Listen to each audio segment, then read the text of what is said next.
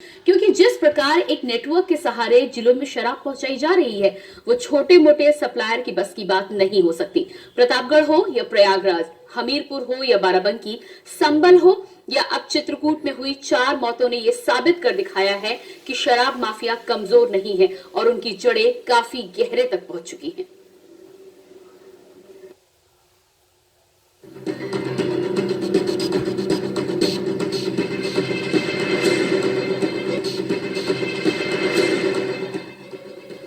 आपको बता दें, संबल में शराब और भांग के सेवन से 3 लोगों की मौत हो गई है। हालांकि मामले में कसूरवार प्रधान प्रत्याशी सहित 6 आरोपियों को गिरफ्तार कर उनकी निशानदेही से भारी मात्रा में केमिकल बरामद किया गया था। इसके साथ ही मामले की गंभीरता को देखते हुए लापरवाही बरतने के आरोप में पुलिस अधीक्षक चक्रेश मिश्रा ने बैरपुर चौकी प्रभारी सहित 2 सिपाहियों को भी निलंबित कर दिया था। जबकि प्रयागराज में अब तक की सबसे ज्यादा हुई 14 मौतों ने अवैध और जहरीली शराब के सौदागरों के मजबूत नेटवर्क की गवाही दे दी थी कि पुलिस और आबकारी विभाग पर भारी पड़ने वाले माफिया कितने ताकतवर हैं। अगर बात करें, रईस अलवी हमारे साथ संवाददाता संबल भी जुड़े हुए हैं। जी रईस, आपके पास आना चाहूंगी। संबल में भी मौतों का सिलसिले की यदि हम बात करें तो 3 लोगों की मौत हो गई है और स्थितियां अभी भी नाजुक बनी हुई हैं। सवाल एक बार फिर से वही आ जाता है कि जब लोगों को इस बात की जानकारी होती है तो कहीं ना कहीं क्या इसके पीछे रसूखदार लोग होते हैं जिनके खिलाफ पुलिस या विभाग या आबकारी विभाग कार्रवाई नहीं करना चाहता है? क्या ये एक वजह होती है जिसकी वजह से ये अवैध शराब धड़ल्ले से मिलती है और इसका नेटवर्क इतना मजबूत है कि इसको कोई हाथ नहीं लगाना चाहता? जी बिल्कुल, मैं आपको बताना चाहूंगा ये कि जैसे ही पंचायत चुनाव नजदीक आते हैं तो जितने प्रधान जो उम्मीदवार होते हैं वो वोटर को अपनी तरफ उभारने के लिए किसी हद तक उतर जाते हैं। शराब, अंग्रेजी शराब हो या जहरीली शराब हो या उसकी भांग का जो नशा हो, सभी नशा उन्हें लुभाने के लिए उनके लिए जो पिलाते हैं, खिलाते हैं, पार्टियां करते हैं। इसी कारण कोई ना कोई जो है मौत हो जाती है और मौत की वजह सिर्फ यही है कि जहरीली शराब जो शराबें गाँव में मिलती है, अन्य जगह मिलती है, वो जहरीली शराब के कारण मौत हो जाती है। यही मामला एक हमारे कोतवाली बिन्नौर का सिमरी गांव का था, जिसमें शराब पीने के कारण शराब पी गई थी। प्रधान की पार्टी थी और पार्टी के दौरान जो 6-7 लोगों ने शराब पी थी। शराब पीने के कारण उन्होंने भांग खा ली और भांग के दौरान उनकी हालत जो है बिगड़ गई और बिगड़ने के दौरान उनकी जो 3 की मौत हो गई और 3 की हालत जो है नाजुक बताई जा रही थी।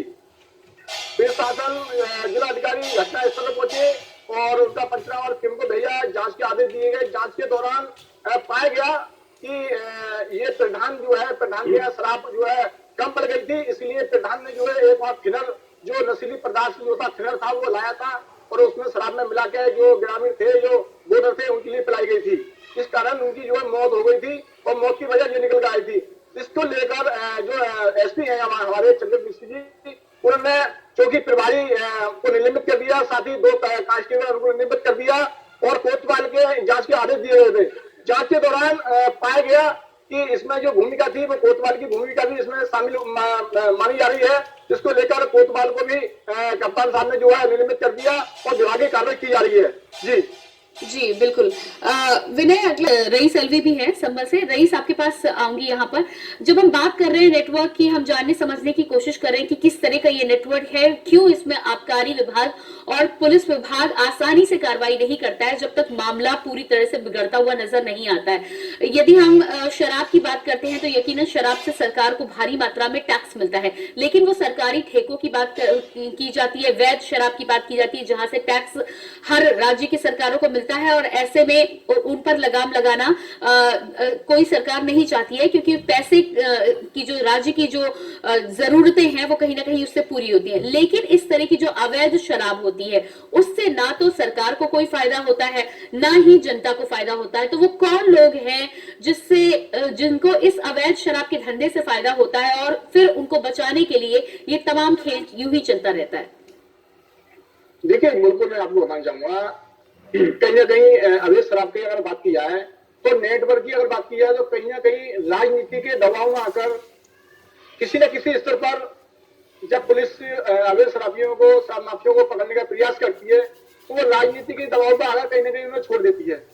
मकसद सिर्फ इनका ये है कि अगर हम शराब को अगर दूसरे जिले से अगर दूसरे जनपद को ले जाते हैं तो ले जाने का उद्देश्य ये होता है कि वहां पर ये छोटे स्तर के जो कांस्टेबल होते हैं, जो एसआई होते हैं, जो चेकिंग करते हैं, उनकी पूरी भूमिका इसमें शामिल होती है और उन्हें पता होती है कि इस गाड़ी में अबे शराब आ रही है, उस गाड़ी को चेक नहीं करते हैं, उसे जाने दे दिया जाता है, क्योंकि ऊपर से जो है राजनीति दबाव है, इस कारण वो चेकिंग नहीं की जाती है और वो खामियाजा जो है गरीब लोगों को, आम जनता को देखने को मिलता है, उस कारण उनकी मौत हो जाती है और इसका जो जिम्मा उठाना पड़ता है वो आला अधिकारी को उठाना पड़ता है। जी, जनपद संबल की, तो जनपद संबल में हमारे कप्तान है यहाँ पर एसपी साहब, उन्होंने सख्त आदेश यहाँ पर कर दिए हैं कि किसी थाना क्षेत्र में अगर शराब के कारण या शराब भांग के कारण किसी व्यक्ति की मौत होती है तो उसकी जिम्मेदारी पूरी थाना कोतवाली की होगी, हल्का इंचार्ज की होगी और जो बीट के कांस्टेबल है उनकी जिम्मेदारी होगी,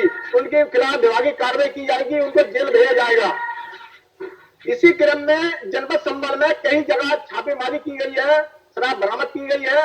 मैं आपको बताना चाहूंगा कि 75 लोगों को अब तक जो घटना हुई है, 3 लोग जो मरे हैं उसको, उनके बाद जनपद में अब तक 75 लोगों को यहाँ की पुलिस ने पकड़कर गिरफ्तार करके जेल भेज दिया है और 6 भट्टी जो भारी मात्रा में 6 भट्टी की जो उपकरण थे वो बरामद किए गए, वो पुलिस ने जब्त की है, उनको बोलते हैं दबा दिया गया है और 750 लीटर जो अवैध शराब थी जो बनाई गई थी उसको नष्ट किया गया है, उसको बरामद करके उसको नष्ट किया गया है और 70 मुकदमे पुलिस ने अब शराब माफियाओं के खिलाफ दर्ज किए गए हैं।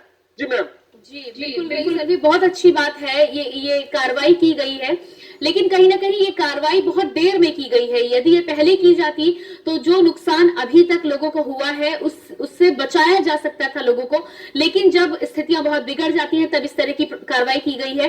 खैर ये कार्रवाई हुई है, ये प्रशंसनीय कदम है कहीं ना कहीं पुलिस विभाग की ओर से। लेकिन संबल की बात यदि हम छोड़ दें तो बाकी जगहों की यदि हम बात करते हैं, एक बार फिर से जानने का प्रयास करेंगे कि बाकी जगहों पर क्या कुछ कार्रवाई, जिस तरह का मजबूत शिकंजा है और नेटवर्क है उसे तोड़ने के लिए कहीं ना कहीं बड़े स्तर पर कार्रवाई की जरूरत है। हमारी सरकार से भी यही दरखास्त है कि बड़े स्तर पर यदि कार्रवाई की जाएगी तो इस अवैध शराब के धंधे को जरूर खत्म किया जा सकता है। फिलहाल इस कार्यक्रम में इतना ही। ताजा तरीन खबरों के लिए आप लगातार बने रहिए के न्यूज इंडिया के साथ। नमस्कार।